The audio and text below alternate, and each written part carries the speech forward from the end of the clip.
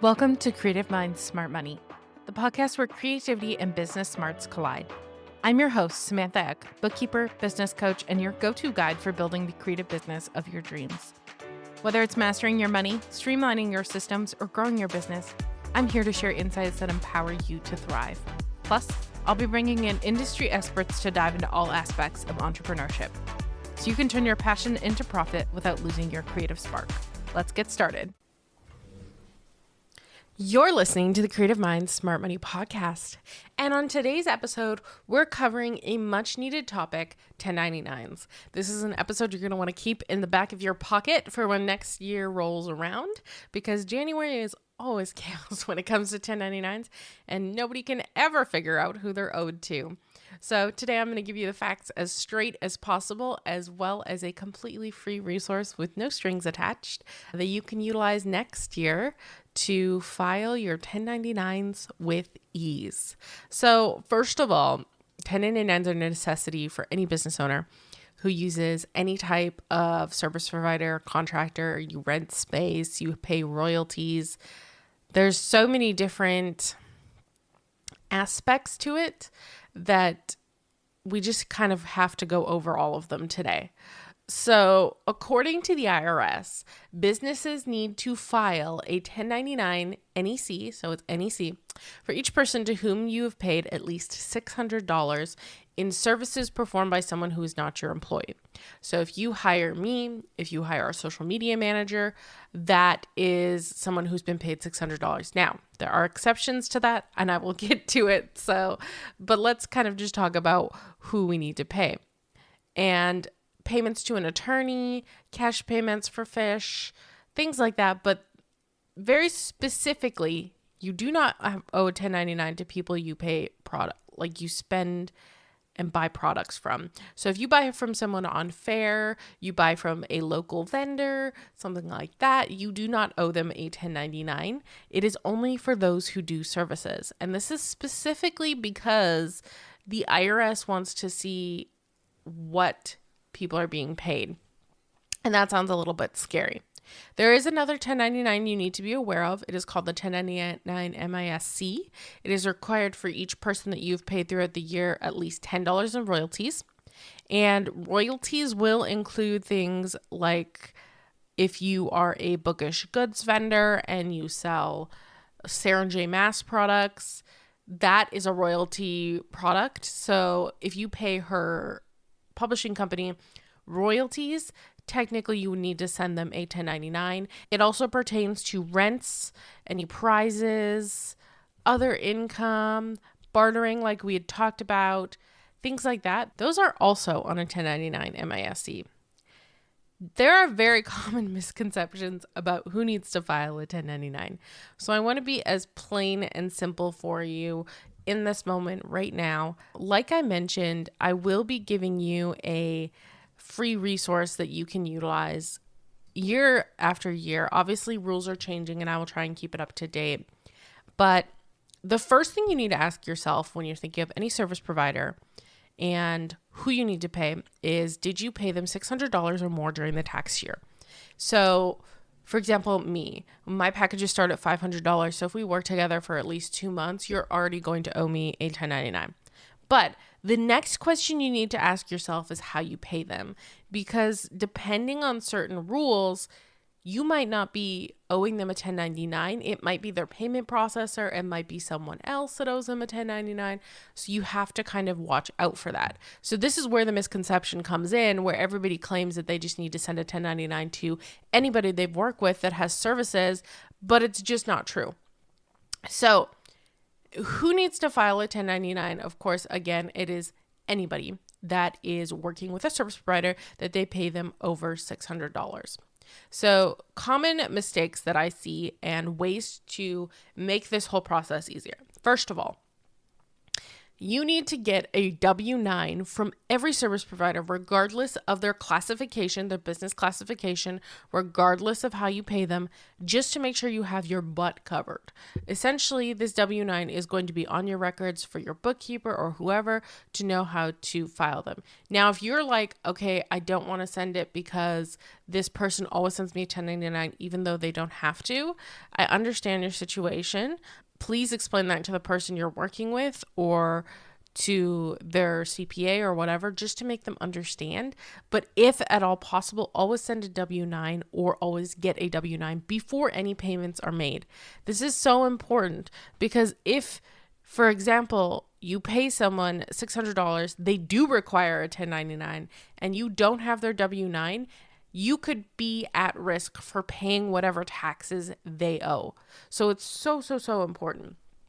The second thing is incorrect information. So whether they have an incorrect EIN or tax identification number, or they have an incorrect address, you need to always check in on that and make sure that those are correct. A lot of places will help you e-file nowadays, so it's just really easy to get these done. It's just a matter of making sure you have your information correct. And then of course, everyone does assume that every third party handles 1099s, but not every third party does. So before we get into all of the nitty gritty of who needs to pay, whether or not, we want to ask ourselves when and how do we file. So as of January 1st every year, your 1099s should be open.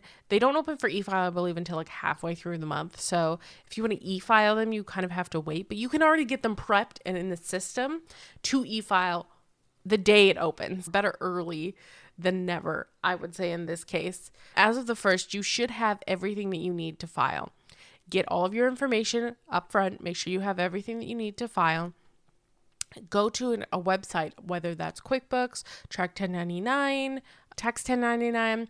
And if this is too overwhelming for you, feel like I don't know who needs a 1099, I can't handle it, that's exactly what your bookkeeper or your CPA is there for. A lot of people do love to file their 1099s themselves, and some people actually miss 1099s for certain people, but it's completely up to you who and why you want to do that. Once you file, they will send either a mail out notification to whoever you owe to, or they will send an e-file email, and then they'll also e-file on your behalf to the IRS. So there's really not a lot that you have to do, but you need to have all the information up front. Sometimes it can be a little bit difficult to figure out where things go, which is why working with a bookkeeper or working with someone else who knows kind of what those forms look like can help. But sometimes they can get a little bit complicated. 1099s are due by January 31st. I believe the exception is miscellaneous ones. I think miscellaneous ones are due by March, because I think rent ones are different. I'm not 100% sure on that. Don't quote me. 1099s themselves, I would always just file them by January 31st entirely, because that is what I've known and always been told is the deadline. If you don't file by the 31st, you can actually get penalized. So for one thing, if you file your taxes and you say that you had to pay services, but you didn't send out 1099s, they will penalize you, and you can pay large amounts of fees. Everybody's like, oh no, they're not that bad. That you can pay fees. They may audit you because they may not understand. And if you don't have correct information, or you don't have SSNs or EINs or TIN numbers, they can actually, like I said, send you a notice and then charge you for the taxes that are owed by this person. So you want to make sure that you are all up to date there. Now that we've kind of gone over all of the nitty gritty, I really want to talk about who needs a 1099 and why. And like I said, I'm giving you guys a free resource. I have a 1099 decision tree that I came up with in Canva that is completely free. I will post it in the show notes. You can hold on to it for next year so that you can take a look at this. Again, like I said, I will look at the new rules next year and try and update this. So again, we want to ask ourselves if we paid them $600. during the tax year. So first of all, compile a list of people you paid for services. This includes social media managers. This includes people who have painted your house. That is a service. It is not a product. That includes people like plumbers. That includes all those people. Compile that list of people who you've paid $600 or more during the tax year. You should start doing this in November of the year prior. So this year in 2025, as of November, compile that list of people you've paid $600 or more to during the tax year that have done a service. Start getting their W-9s if you don't already have them, and getting their information so you're ready come January. Because if you wait until January, I will tell you right now, there are so many people that are doing everything else that you probably won't get their W-9 in time. So bug them until you get their W-9, and then you can go ahead and do that. Now, the next question you need to ask yourself is, how much did you pay them? So how much did you pay them? You have 4 different ways usually that you pay someone.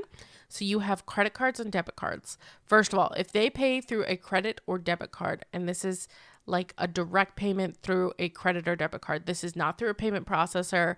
This is not through any sort of other thing. This is a direct payment into your bank with a credit or debit card. So it could be like a Chase payment processor. It could be something like that. If they pay you directly with a credit card or debit card, there's no 1099 needed.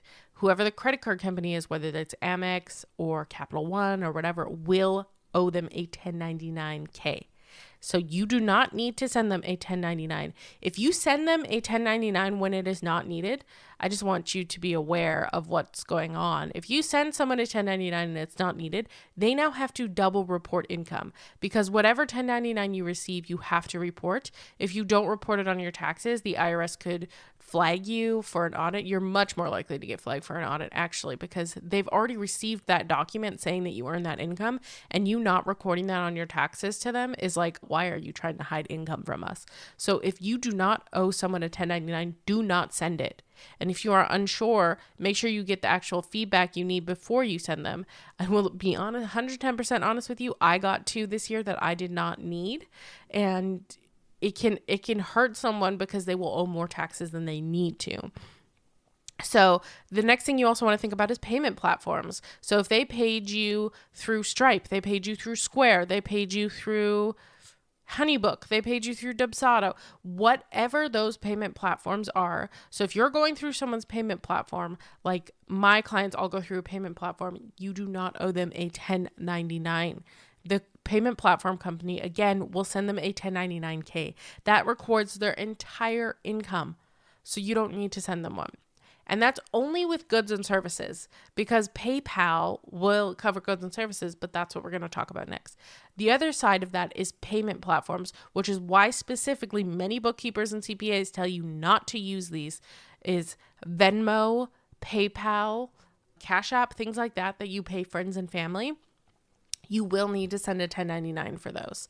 And then, of course, if anybody pays you directly through bank transfer, ACH, Zelle, or cash, you will owe them a 1099. Zelle is a payment processor, but they take no responsibility. They're literally just a connector between banks, so they don't actually send 1099Ks, and they aren't responsible for that. If you send them a bank transfer and ACH, for example, I send my parents money sometimes, or my parents send me money sometimes through Zelle, and it was business money, that would need a 1099. So those are your 4 key categories. If you guys are like, hey, Samantha, you missed one, please let me know, because I will 110% be happy to tell you if it does need a 1099 or not, and add it to the decision tree for you. Now, if you have gone through that list and you're like, hey, they've paid me via Venmo, friends and family, or they've paid me via cash, bank transfer, ACH, Zelle, check, whatever it is, and they need a 1099, you're like, yes, they need a 1099. They've paid me $600. They paid me this way. They need one. The next question you need to ask yourself is what type of business they are. So there are 2 types of business that do not require you to send a 1099 unless they are a law firm. So a C Corp, or a corporation, or an S Corp, which means someone who's an LLC taxed as an S Corp, because it is an election. An S Corp is technically not like a separate entity. They're an LLC that is taxed as an S Corp. they do not need a 1099 unless they are a law firm.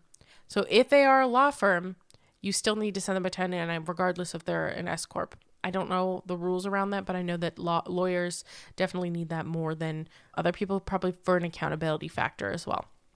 However, if they are a sole prop or a single member LLC, which most of the people in our industry is, then they need a 1099. Again, but that's only if they pay you directly, because there's so many different payment processors nowadays, especially with things like Thrivecart, which go through Stripe, Dubsado, which goes through Stripe.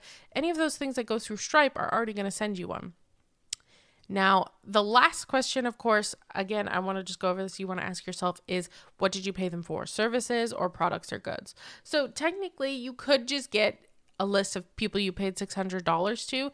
But if you want to start off just getting a really easy list, you would just do services and then go from there. It's very important that you remember these rules, because a lot of times people either leave out the 1099s they actually need to send, or send 1099s they don't even need to send. And of course, sending 1099s costs you money. You really just want to be mindful and think about who you actually owe 1099s to and who you don't. Of course, again, staying on top of this will protect your business. It'll prevent the IRS from coming after you, and it just helps you to stay a little bit more organized. Like I said, the best thing you can do today is to start getting organized as early as possible. If you're looking through your books and you see that you have people that are missing W-9s, reach out to them as early as possible, get those W-9s so that by the end of the year, you're not panicking. I know I said November, but the earlier you start, the better. And if you want to implement that in your onboarding process and say, here's my W-9, or if you're working with a provider, say, hey, can you give me a W-9 before you pay them? That would be the best thing for you. If you enjoyed this episode, remember to follow us on whatever platform you're listening on, leave a review, and share with a friend who might find this information valuable. Remember that 1099s are an essential part of business, but they don't have to be scary as long as you have all of your facts.